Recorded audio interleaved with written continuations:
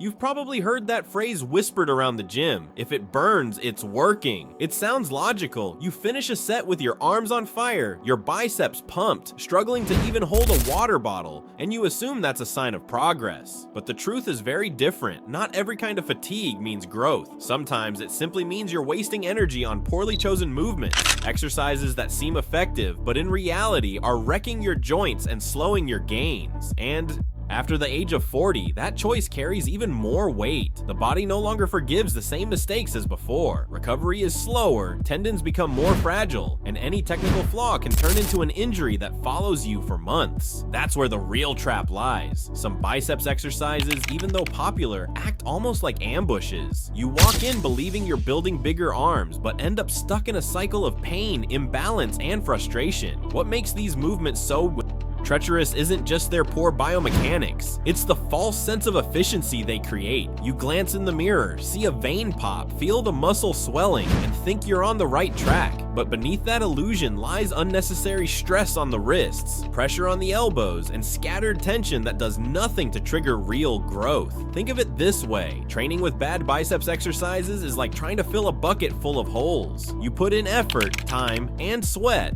but the results leak out before they accumulate. No matter how hard you work, as long as you keep those movements in your routine, your arms will never reach their true potential. And that's why today you need to hear this. Stop doing this garbage when you train biceps. Harsh, yes, but sometimes that shock is exactly what separates those who stay stuck from those who move forward. In the next few minutes, you'll see which exercises look harmless, but are actually destroying your arms, and more.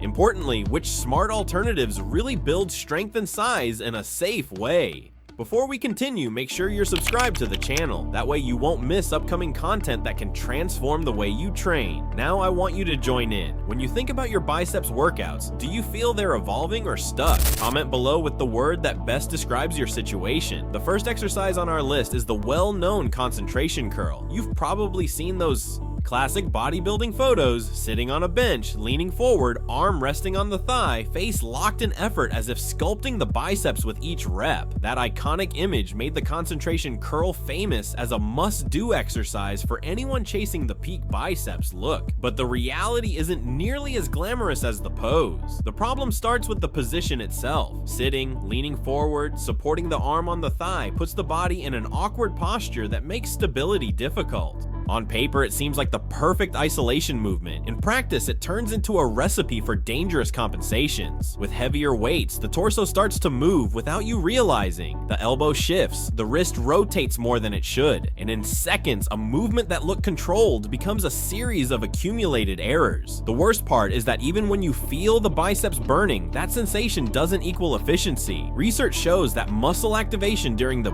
concentration curl is inconsistent. In some parts of the movement, the biceps practically rests. That creates peaks and valleys of tension that reduce the effectiveness of the stimulus. Translation: you're burning energy on reps that don't deliver the return you expect. There's also a tendon risk. The angle imposed by the concentration curl puts the elbow in a vulnerable position. Repeating that stress week after week increases the chance of inflammation and chronic pain that could stall your training for months. And once you're past 40, the margin for error is even smaller. The joint simply doesn't tolerate the same abuse, and any excess can turn into an injury that's not worth a fleeting aesthetic pump. The truth is simple: there are far safer and more effective options to build strong, symmetrical arms. The concentration curl became famous more for the photo than for real results. If your goal is consistent progress, this is the type of movement that should leave your routine without hesitation. And before we move on to the next exercise that's also sabotaging your biceps, take a moment to hit the like button. That simple gesture helps this video reach more people who, like you, want to train smarter and avoid wasting time on exercises that only look effective. The second exercise that looks harmless but hides serious traps is the straight bar curl. It's almost impossible to walk into a gym and not see someone doing it. It's the classic picture of biceps training.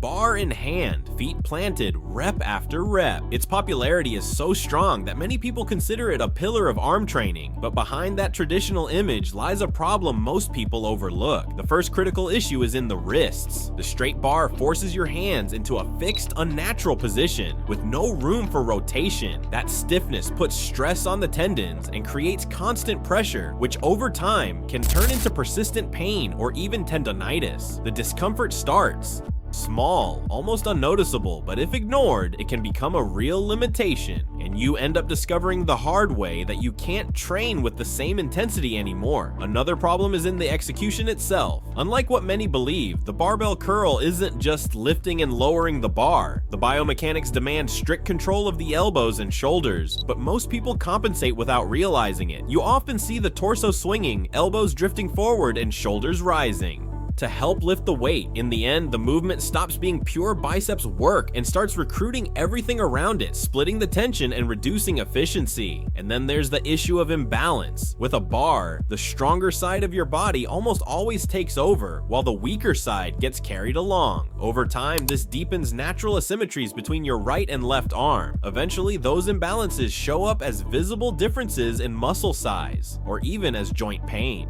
The irony is that while the straight bar curl is sold as the most straightforward way to train biceps, it often turns into a shortcut to stagnation and injury. What should be a strengthening exercise becomes an illusion. Lots of effort, little activation, and mounting risks that don't show up in the classic gym photos or videos. The third exercise that deserves to leave your routine is the preacher curl with a bar. At first glance, it looks like one of the most sophisticated movements to isolate the biceps, the slanted bench, the arm resting, the slow bar lift. Everything gives the impression of a scientific, almost perfect exercise, but it's exactly in that appearance that the danger hides. The first trap lies in the preacher bench itself. The angled position forces the arm into an unnatural stretch, putting the elbow in a vulnerable zone. That extended position creates huge stress on the tendons and ligaments, especially under heavy load. At first, it may feel like a deep stretch, but in reality, it's unnecessary stress on a small, fragile joint. And the result almost always shows up as persistent pain, inflammation, or even chronic tendonitis. Another critical point is the tension curve. At the start of the movement, the biceps works hard, but as the bar gets closer to the top, the tension fades away. The muscle relaxes when it should still be challenged, and that compromises one of the most important factors for growth: constant activation. You may feel that immediate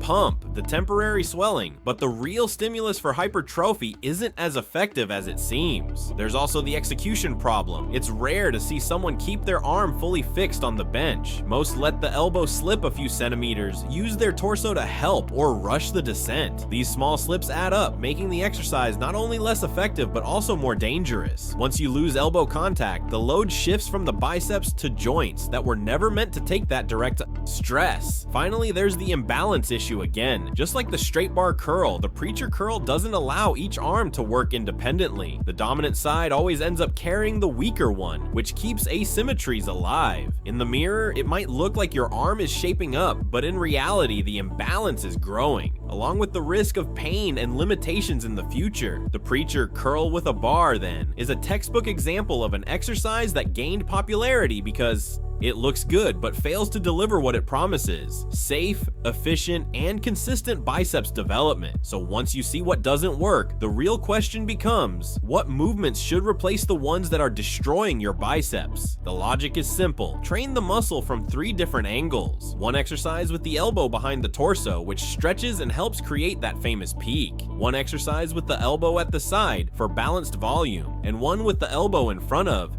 the torso, which builds density near the elbow. When you combine these 3, growth is no longer a matter of luck. Start with the inclined dumbbell curl. Sit back on an inclined bench, let your arms fall slightly behind you, and keep your shoulder blades firm against the pad. As you lift the weight, focus on squeezing the biceps as if you wanted to crush it from within. Hold the contraction briefly, then lower slowly, feeling every inch of the movement. That deep stretch activates fibers that are rarely used, especially important if you're past 40 and need to protect your tendons. Aim for controlled sets of 8 to 12 repetitions, always prioritizing technique. The second movement is the cable curl. Unlike the straight bar, which strains the wrists and allows rest points, the cable keeps tension from start to finish. Stand facing the machine, keep your elbows close to your body, and avoid swinging. Lift slowly, contract at the top, and control the descent. That constant pressure keeps the biceps under load, accelerating growth. Work with 10 to 15 repetitions, focusing on muscle engagement rather than just moving weight. For the third pillar, use the chest-supported curl, often called the spider curl. Rest your chest on an inclined bench, let your arms hang forward, and lift the dumbbell strictly with bicep strength. No help from the torso. This setup prevents cheating and maximizes contraction. Hold at the top, feel the muscle lock, and lower under. Control, do 12 to 15 reps. If your gym doesn't have the right bench, the preacher curl machine is a good substitute since it maintains constant tension without the risks of a bar. Now put it all together in a balanced routine. Incline curls for the stretch, cable curls for continuous tension, and chest supported curls for isolation. 3 to 4 sets of each are enough. The key isn't piling on weight, but respecting technique, controlling the motion, and staying disciplined week after week. Signs that you're on the right track appear quickly. Fuller arms, pumps that last beyond the workout, and elbows that feel strong instead of sore. That's how, with smarter choices, your biceps finally respond. In the end, training biceps the right way is like tuning an engine. If one gear fails, the whole system loses efficiency. But when every part moves in sync, the result is continuous power. Your arms stop being just muscles. They become proof of consistency and intelligent training. And since you've made it this far, here's my invitation. Subscribe to the channel and keep learning how to turn training into real results. Don't forget to like this video. It helps this content reach more people who, like you, want to evolve without falling into gym traps. And of course, check out the other videos on the channel. They connect directly to this topic and will show you how to train in a balanced, safe, and effective way. See you in the next video.